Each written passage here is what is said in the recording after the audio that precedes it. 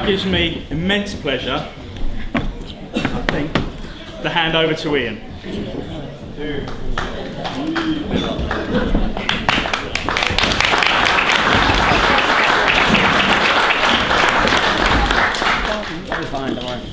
Before I start, I've only recently found out that there's a sweepstake on the length of my speech today. So make yourself comfortable. I've gone for an hour and 60 minutes, or hour and 59 minutes. Anyway, make yourself comfortable when I'll go. Right, so good evening, ladies and gentlemen, and welcome to my best man's day today. I must say it was particularly nice of James and Louise to dress up so nicely for it. I'm joking, of course, but I must admit I do feel slightly on trial today, because James has told me that if I do a good job here, then I can be best man at his next wedding as well.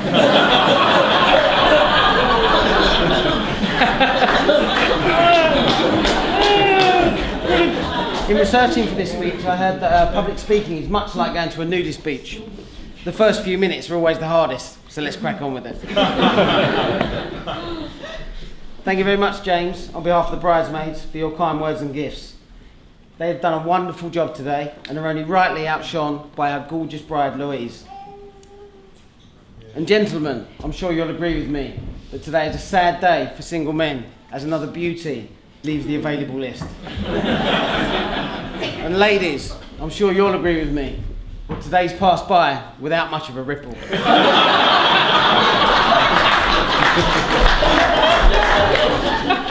I first met James around 17 years ago, when we were about 17 or 18. He was relatively new in the area, and he turned up for pre-season training with my local football team. I remember seeing him turn up on his Vespa moped in his dodgy crash helmet and thinking, who's this muppet? Little did I know that 17 years on he would be dressed like one, but I'll get to that story. You're making up your own jokes. I'll get to that story in a little while. James became our first choice goalkeeper, although he was rubbish, to be honest.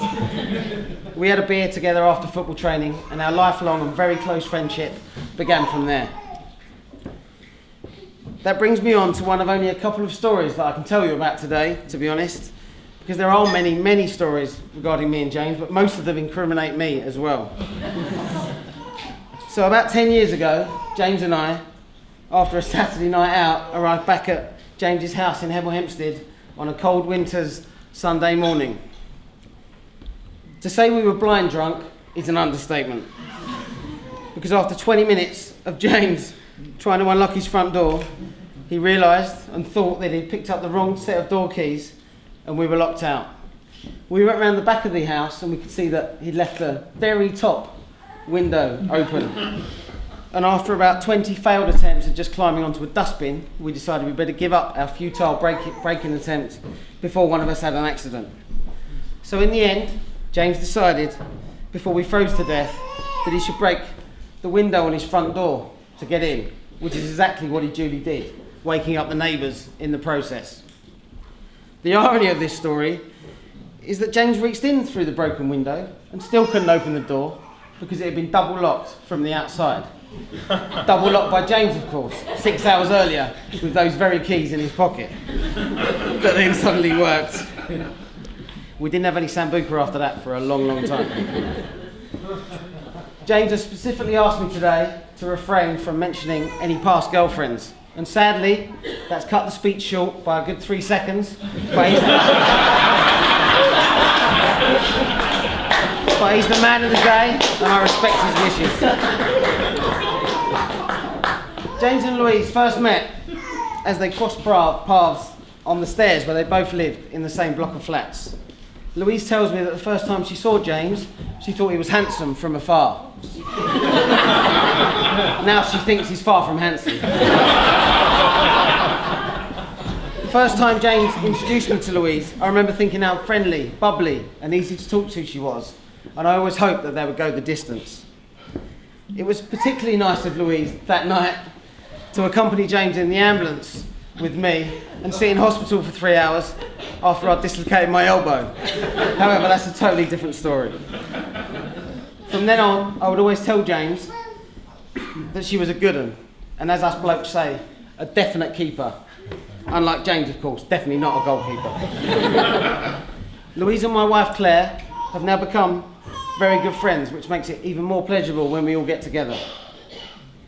James and Louise have recently purchased a house together in St Albans, where we've had some lovely barbecues and evenings recently. I think the house needs a bit of DIY work though, because James assures me that after today, he and Louise are going to be banging and screwing at every opportunity.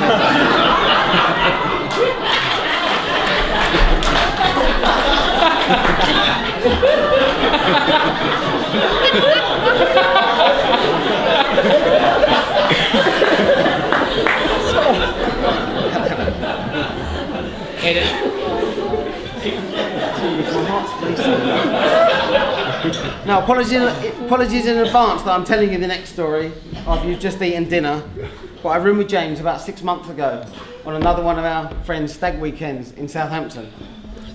I had left James at around 4 a.m, moshing and throwing shapes on a nightclub dance floor, and had gone back to sleep, so I was glad when I awoke to see James safely back and snoring unbelievably loudly in the next bed in the morning.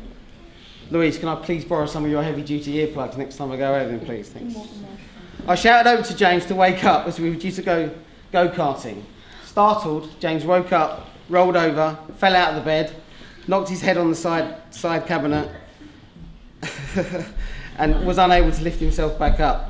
I sat up in bed laughing so hard that it hurt, but soon stopped laughing when I realised the extent of the mess he had been in the night before. Because I could see sick on the end of my bed, and I knew that I hadn't caused it. As I edged my way to the end of my bed, I was shocked to see that James had basically thrown up on my bed and in 3 pairs of my shoes when he'd got back from the club. He had managed, not deliberately, he profusely promises me to get sick in every single shoe, some of which were pretty much up to the brim. I forgave him immediately though. I suppose that's what good friends are for.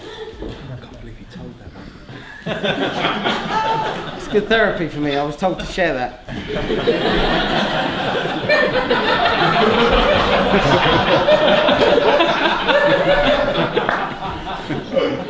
Now, none of you will know this, but I've actually congratulated James already. James, I said to him, well done. You'll always look back on this weekend as the happiest and best thing you've ever done. Fitting words, I thought, at the end of a fantastic stag weekend in Edinburgh.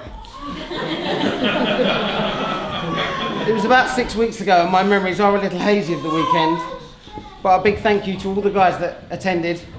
And as far as the stag weekend went, Louise, I can assure you that James' conscience is clean. Well, it should be clean, because he never used it. Now, of course, what goes on tour stays on tour, but I can say that we did some clay pigeon shooting with stinking hangovers. Rude of me not to mention Io here. Io, how you doing? Good to see you. Yeah, I mention Io because he was the only one of us to hit 0 out of 12 clays in one of the sections. And he's now a member of the CPPS, aren't you, Io? The Clay Pigeon Preservation Society.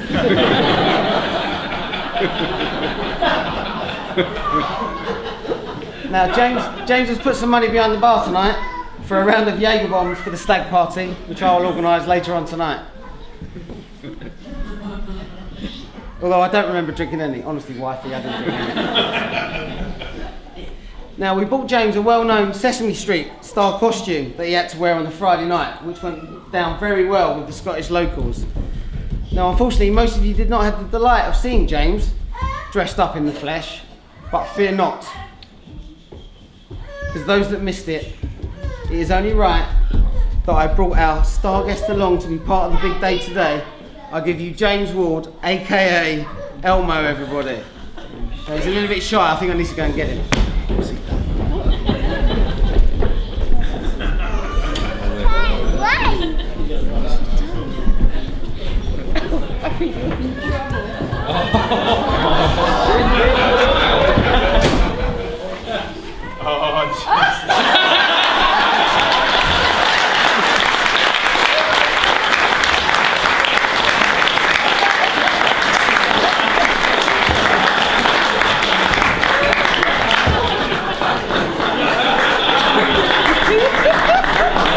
Bruce.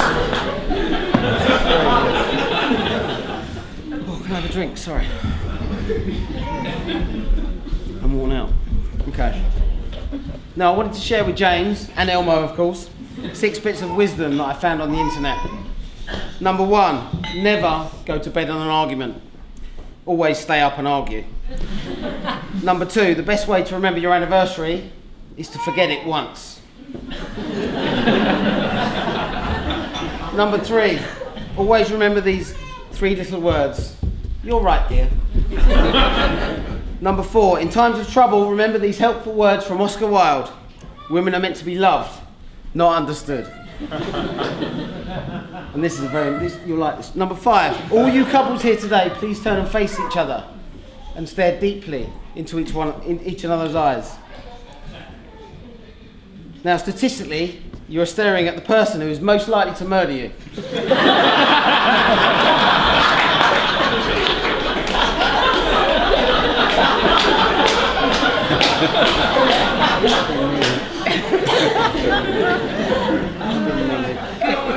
Number 6, and most importantly, always get on with your mother-in-law.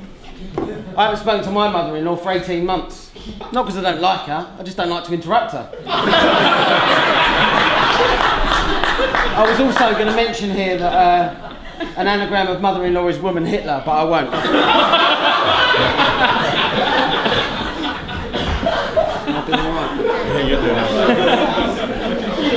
Now a quick message for Gina, the harpist, an amazing singer. She made me cry today, happy tears. Wasn't she just unbelievably fantastic?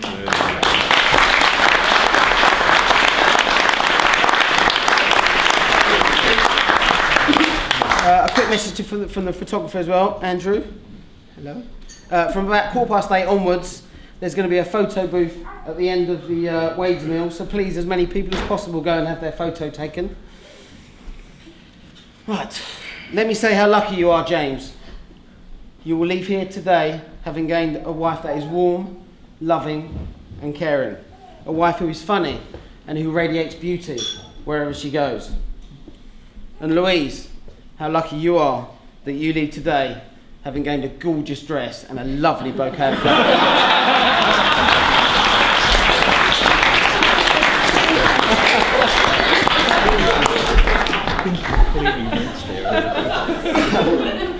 I would like to take this opportunity to thank everyone who is here, sharing in James and Louise's special day. And I also have a few messages to read from people who could not be here but wanted to pass on their best wishes. To James, we're sorry we couldn't make your special day, but felt it too emotional losing a special guy such as yourself. We'll see you again soon, from all the girls at the Fantasy Palace.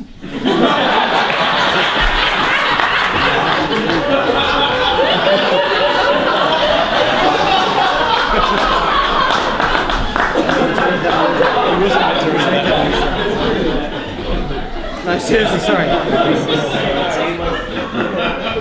Dear Louise and James, congratulations on becoming Mr. and Mrs. How I wish we were there to celebrate your big day. No doubt it has gone off fabulous and all your guests are having a ball. Rest assured, we will have a beer or 2 or 10 in celebration for you both, even though we may be approximately 8,998 miles away. On our behalf, we would like you all to raise your glass in a toast to the newlyweds. May love be in every step you take, in every word you speak, and in every choice you make in your life together. To Mr. and Mrs. Ward, lots of love, Deirdre, Peter, Kira and Aisling from Perth, Western Australia. Thank you. Right, it's just reading, it's easy. I also have a message from your cats, Bill and Suki. The message read, meow meow, ha ha, meow meow meow.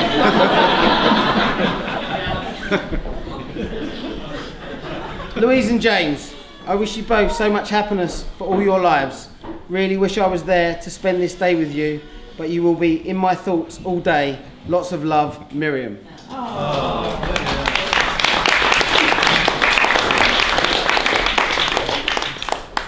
Now, I asked Louise's mum, Margaret, earlier on, how it felt to see her daughter get married. And she said, and excuse my Irish accent, don't beat me up, Kieran, please. It only seems like yesterday that she was going to bed with her dummy. Where's this Funny going? how history repeats itself, isn't it?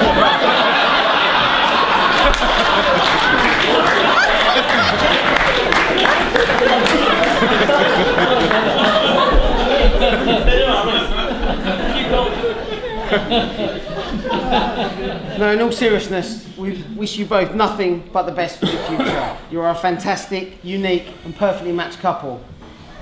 And I hope all your dreams come true and that you lead a healthy, long and happy life together. Claire and I look forward to being a part of your lives and having you both as part of our lives for many years to come.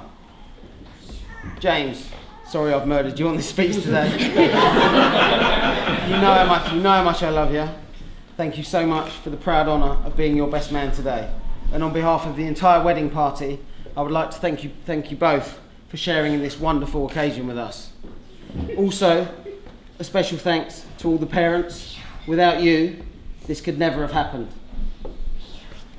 Now it gives me immense pleasure to invite you all to stand and raise a toast to James and Louise, the new happy couple, Mr. and Mrs. Ward, everybody. Yeah. Finished it and everything. Yes, that's good.